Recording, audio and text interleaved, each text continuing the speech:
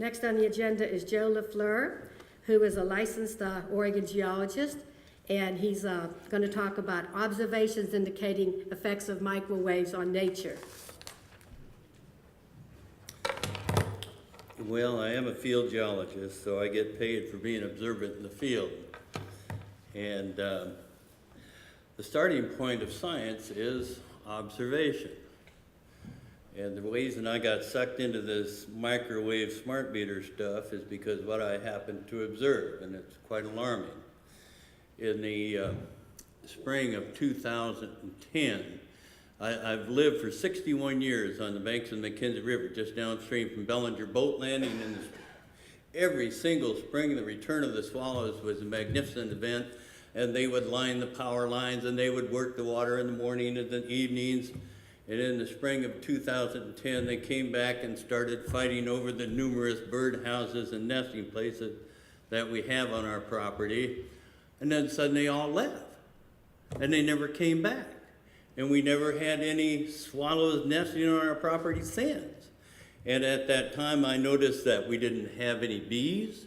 We've got 50 yards of rhododendron, huge, beautiful thing. We didn't have any bees on them. We didn't have any fruit on our trees for 2 years running. I noticed that we didn't have any bugs beating around on the yard lights at night. I noticed that the spider webs were standing empty. I go hiking every night, or I take my boat out on the river every night, and I started running into spider webs all the time because they were empty, didn't see them. This year, I'm not running into any spider webs because there ain't none. They're gone. And this disappearance of these things is just striking. And what I found was that my swallows disappeared when they changed from 3G to 4G. And my neighbors, the Petersons, who live in Upper Camp Creek, they said, well, hello, your swallows must come up here. We got plenty up here. So I drove to Upper Camp Creek, and sure enough, here was a flock of must have been 1,000 swallows sitting up in Upper Camp Creek where the old schoolhouse used to be. No cell phone reception. And I've been going back up there every year since, and that flock has been getting smaller and smaller, but when I find them, there's no cell phone reception.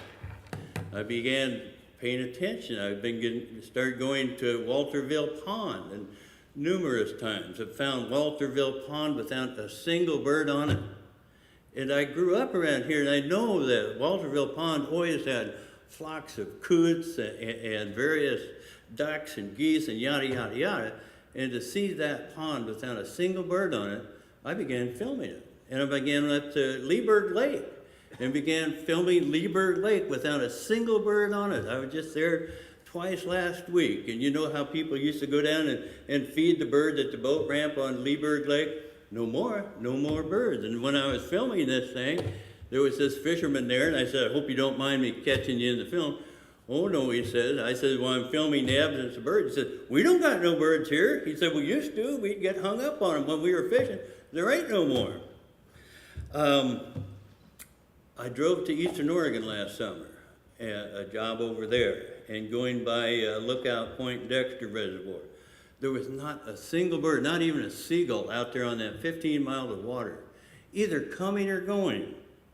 But when I got outside of Lakeview, in between Lakeview or Bly and Lakeview, in the area they called the dead zone, then there was a normal population of birds alongside the road.